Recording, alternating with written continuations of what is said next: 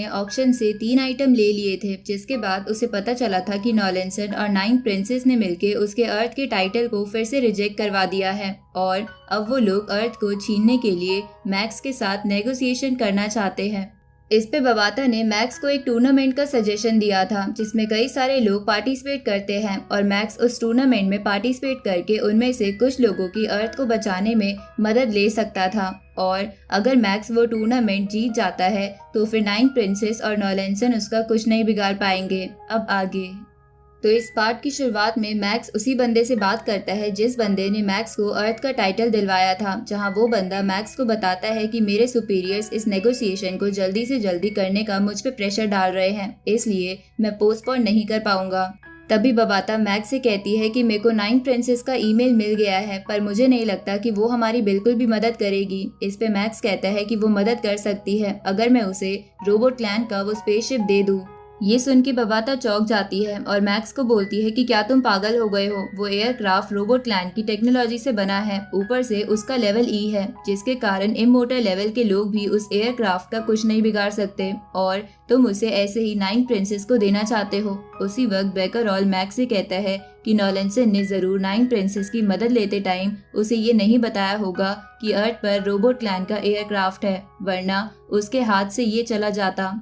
इसलिए हम इस बात का फायदा उठा सकते हैं और उन दोनों में लड़ाई करवा सकते हैं। ये सुन के बबाता चिल्लाते हुए बोलती है कि चाहे कुछ भी हो जाए, चाहे 9 प्रिंसेस हमारी मदद करने के लिए भी मान जाए, पर हम सिर्फ इस चीज के लिए रोबोट लैंड का एयरक्राफ्ट नहीं दे सकते। उसी वक्त मिस्टर वू भी कहते हैं कि बबाता ठीक कह रही है, रोबोट लैंड का एयरक्राफ्ट देने से सिर्फ शॉर्ट टाइम तक हमारी प्रॉब्लम सही होगी, लेकिन लॉन्ग टाइम में 9 प्रिंसेस अर्थ पे कब्जा करने की कोशिश जरूर करेगी। ये सुन के मैक्स कहता है कि मुझे ये सब पता है, इसलिए मैं बस रोबोट लैंड का लालच देकर वो नेगोशिएशन बस 2 साल तक टालना चाहता हूँ, ताकि वो टूर्नामेंट स्टार्ट हो जाए और फिर 9 प्रिंसेस कुछ भी नहीं कर पाएगी। तो ये सुन के बबाता 9 प्रिंसेस को मैक्स की तरफ से मेल कर देती है कि वो उसकी मदद के बदले रोबोट लैंड का एयरक्राफ्ट देना चाहता है। इधर जब ये मेल 9 प्रिंसेस और उसके दादा को मिलता है तो उसके दादा कहते हैं कि नॉलेंसन ने हमें ये बात नहीं बताई ताकि वो अकेला प्रॉफिट कमा सके, पर अब मैक्स हमें ये बता रहा है ताकि अर्थ का टाइटल उसे मिल सके। लेकिन मुझे लग रहा है कि मैक्स हमें और नॉलेंसन को आपस में भिड़वाना चाहता है। ये सुन के 9 प्रिंसेस कहती है कि भले ही ये मैक्स का कोई प्लान हो, पर उस एयरक्राफ्ट की कीमत बहुत ज्यादा है, इसलिए हम मैक्स से झूठ बोल के पहले वो एयरक्राफ्ट ले लेते हैं और फिर बाद में हम अर्थ पर भी कब्जा कर लेंगे। अब ये बोल के वो मैक्स को मेल कर देती है। इधर मैक्स किलर एरेना में बैठा था, जहां मैक्स जब मेल पढ़ता है तो उसे पता चलता है कि 9 प्रिंसेस ने तुरंत वो एयरक्राफ्ट मांगा है, वरना वो मदद नहीं करेगी। तो ये जान के बबाता बोलती है कि ये सब बस उनकी एक चाल है, क्योंकि वो देखना चाहते हैं कि हम अर्थ को पाने के लिए कितनी जल्दबाजी कर सकते हैं, इसलिए जल्दबाजी ना करके मेरी बात मान लो, वरना वो एयरक्राफ्ट भी हाथ से चला जाएगा और उन्हें हमारी कमजोरी भी पता चल जाएगी। इस पे मैक्स कहता है कि अर्थ को बचाने के लिए मुझे अगर 2 साल मिलते हैं तो मैं वो एयरक्राफ्ट देने के लिए भी तैयार हूँ। ये सुन के बबाता कुछ सोच कर बोलने लगती है, लेकिन इतने में ही मिस्टर वू मैक्स से कहते हैं कि तुम्हारी ओनरशिप लॉ के मुताबिक अभी भी तुम्हारे पास ही है, इसलिए 9 प्रिंसेस भले ही कई जनों को इन्फ्लुएंस कर सकती है, लेकिन वो अभी भी लॉ नहीं तोड़ सकती। इस पे बबाता कहती है कि मैं भी मैक्स को यही बताने वाली थी। इसके बाद बबाता अपना रूप बदलकर मैक्स को बताती है कि हम नेगोशिएशन को 2 साल डिले और भी तरीके से कर सकते हैं, जिसमें पहला मीडिया का इस्तेमाल करना है, क्योंकि मीडिया की मदद से हम दुनिया को ये बता सकते हैं कि 9 प्रिंसेस हम गरीबों पर अत्याचार कर रही है, जिसकी वजह से 9 प्रिंसेस हम पर ज्यादा कुछ नहीं कर पाएगी। ऊपर से अगर नॉलेंसन और तुम्हारी नेगोशिएशन की मीटिंग हुई भी तो तब भी तुम पब्लिक के सामने वो सारी फुटेज दिखा सकते हो जिसमें नॉलेंसन क्लैन के लोग अर्थ पर अटैक कर रहे हैं। इस कारण पब्लिक नॉलेंसन को ही बुरा बताएगी और हमारे सपोर्ट में आ जाएगी, जिस कारण ये सिलसिला चलता ही जाएगा। ये सुन के मैक्स कहता है कि क्या इन 2 सालों में 9 प्रिंसेस को ये पता नहीं चलेगा कि ये हमारी चाल है। इस पे मिस्टर वो कहते हैं कि ऐसा नहीं होगा, क्योंकि अर्थ के 2 साल हाइलोंगशाइन किंगडम के बस 2 महीने होते हैं और ये सब ग्रेविटी की वजह से होता है, क्योंकि ग्रेविटी जितनी ज्यादा होती है टाइम उतना ही धीरे चलता है।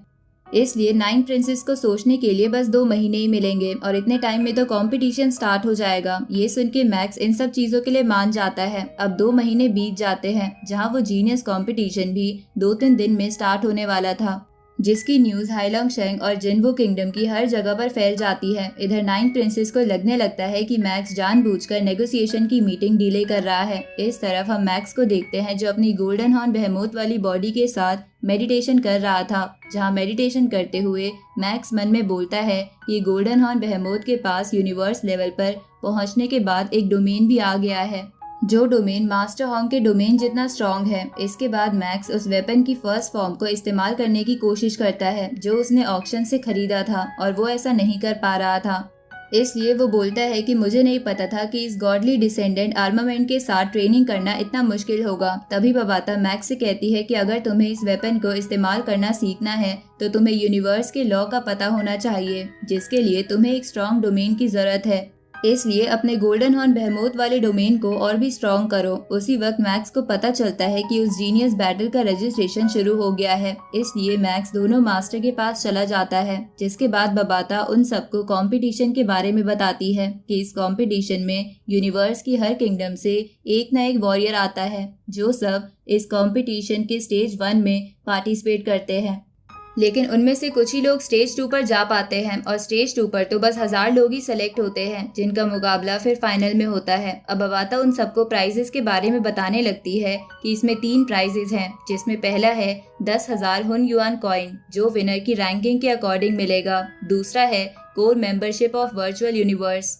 ये सुन के मैक्स खुश हो जाता है और बोलता है कि इसमें तो बहुत अच्छे प्राइजेस हैं। ना केवल इसमें पैसे हैं, बल्कि इसमें वर्चुअल यूनिवर्स की कोर मेंबरशिप भी है, जिसकी वजह से हम ओरिजिनल यूनिवर्स में जा पाएंगे, जहां कल्टीवेशन की स्पीड बहुत ज्यादा बढ़ जाती है। ये सुन के बबाता मैक्स से कहती है कि तुम इतने भी खुश मत हो, क्योंकि तुम इन प्राइजेस के बहुत दूर हो, जिसका कारण है इसमें पार्टिसिपेट करने वाले लोगों की एबिलिटी, जिसकी वजह से तुम शायद ही स्टेज 1 क्लियर कर पाओगे, और स्टेज 2 क्लियर करना तो तुम्हारे लिए उससे भी ज्यादा मुश्किल है। ये सुन के मिस्टर वू मैक्स से कहते हैं कि तुम बस स्टेज 1 क्लियर करने की सोचो, क्योंकि स्टेज 1 क्लियर करते ही जियानवू किंगडम तुम्हें स्पेशल ट्रीटमेंट देना शुरू कर देगी, जिसके बाद हाइलोंग शेंग किंगडम या 9 प्रिंसेस कोई भी तुम्हारा कुछ नहीं बिगाड़ पाएगा। तो ये सुन के मैक्स और दोनों मास्टर खुश होते हुए अपना रजिस्ट्रेशन करवा लेते हैं, जहां धीरे धीरे रजिस्ट्रेशन बढ़ते बढ़ते 822 बिलियन लोगों तक पहुंच जाता है, जिसकी खबर 9 प्रिंसेस के दादा को भी चल जाती है।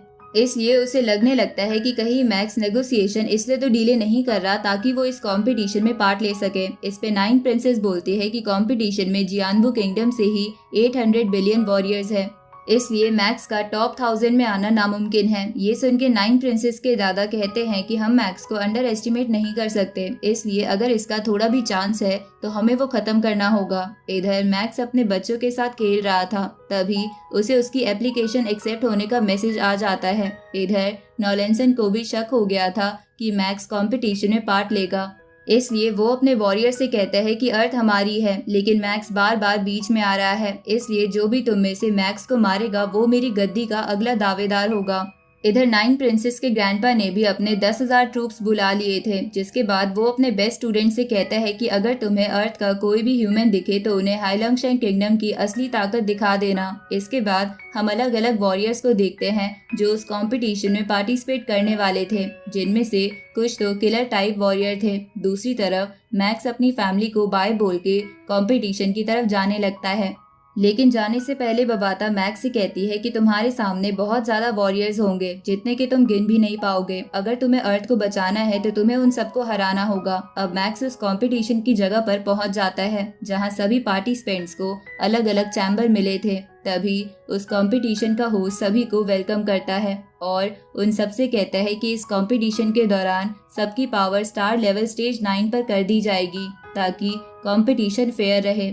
इसके बाद वो बोलता है कि स्टेज 1 में 2 कंपटीशन होंगे और उन दोनों को क्लियर करने के बाद ही वॉरियर्स अगले राउंड में जा पाएंगे। ऊपर से इस कंपटीशन में सबको एक ही लाइफ मिलेगी, इसलिए अगर कोई मर गया तो वो तुरंत ही एलिमिनेट हो जाएगा। इसके बाद वो होस्ट कहता है कि जो भी फर्स्ट राउंड को क्लियर करेगा उसे एक स्पेशल एडवांटेज मिलेगा, और अब वो होस्ट सबको गुड लक बोल के वहाँ से चला जाता है।